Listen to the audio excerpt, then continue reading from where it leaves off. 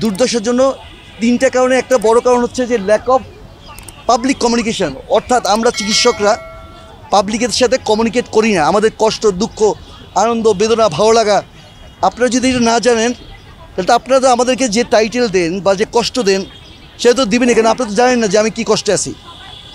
তো এইটা এই কমিউনিকেশনেরই একটা অধ্যায়, একটা পর্ব এবং একটা ক্ষণ।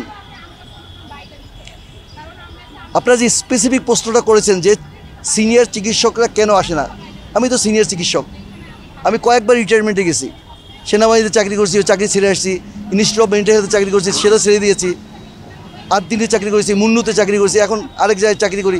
তা আমি তো একদম রিটায়ার্ড হতে হতে জাস্ট কবরের দ্বার প্রান্তে আছি। তা আমি তো ওদের সাথে আছি। থাকাটা কয়েক পর্যায়ে, আমাদের যেমন ধরুন ডিপ্রেশনে মাইল্ড, মডারেট, সিভিয়ার থাকে, এই থাকারও অনেক পর্যায়ে আছে।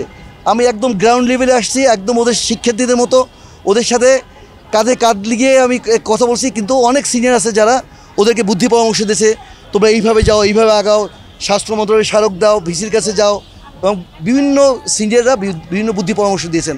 আমি ফেসবুকে লিখেছি, সেখানে অনেক সিনিয়ররা সহমত পোষণ করেছেন। সবার তো সুযোগ হয় না এইভাবে করে আসার। তো কাজেই ধরে নেন যে আমি ওই সিনিয়রদের প্রতিনিধি হিসেবে এখানে আছি আর কি, ঠিক আছে? তো কাজেই সিনিয়ররা আছেন, সব সিনিয়ররা কখনোই থাকেন না।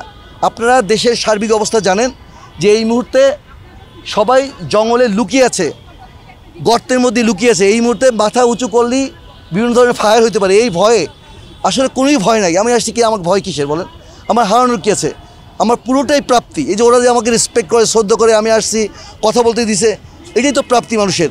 এবং আমার কোনো কথা যদি ওদের কাজে লাগে, যে অনেক জিনিস ওদের ভুল ছিল, আমি যেমন ওরা অন্য যারা সরকারি চাকরিতে আছে ওদের নিয়ে কথা বলতেছে, ওদের নিয়ে কথা বলার দরকার নেই। ওরা তোমাদের সহযোদ্ধা, সহযোগী, এবং ওরাও তোমাদের সাথে আছে।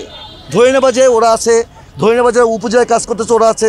আজকে এই যে আন্দোলনটা দানা বাঁধলো, এইটা আসলে ধারাবাহিকভাবে চলতে থাকবে যতক্ষণে না স্বাস্থ্য ব্যবস্থা একটা অমোঘ উন্নতি না হয়। তো ওদের নিয়ে চলতেই থাকবে, কারণ ইন্টার্ন চিকিৎসক আছে, ওদের কিছু দাবি দেওয়া আছে বিভিন্ন পর্যায়ে। আমাদের যে সেফটি, আমাদের মেয়েরা উপজেলায় গিয়ে চাকরি করতে পারে না, সেখানে গিয়ে দেখা যায় চেয়ারের মধ্যে বসে আছে একজন কোয়াক, অথবা ওই যে ডিএমএফ না কি আছে ওরা। তো কাজেই আমাদের যে বিভিন্ন সমস্যাগুলো আছে এগুলো বলার মতো সুযোগ ছিল না, আজকে বলার মতো সুযোগ হয়েছে। মিডিয়াকে ডাকবা, ফেসবুকে ডাকবা, ইউটিউব চ্যানেলে কথা বলবা, তোমরা বলতেই থাকবা। আর একেধারে তোমাদের পড়াশোনা হচ্ছে, একটু কষ্ট যাচ্ছে, কারণ তোমরা হচ্ছে এই যে বিল্ডিংটা বিসিপিসের এর নিচের ফাউন্ডেশনের যে ইট, তোমরা হচ্ছে সেই ইট। অর্থাৎ তোমাদের এই কষ্ট কেউ স্বীকার করবে না, দেখবে না, কিন্তু এর মাধ্যমে যে অর্জনটা আমাদের হবে এটা পরবর্তী জেনারেশন ভোগ করবে, ওরা সেই সুফলটা পাবে।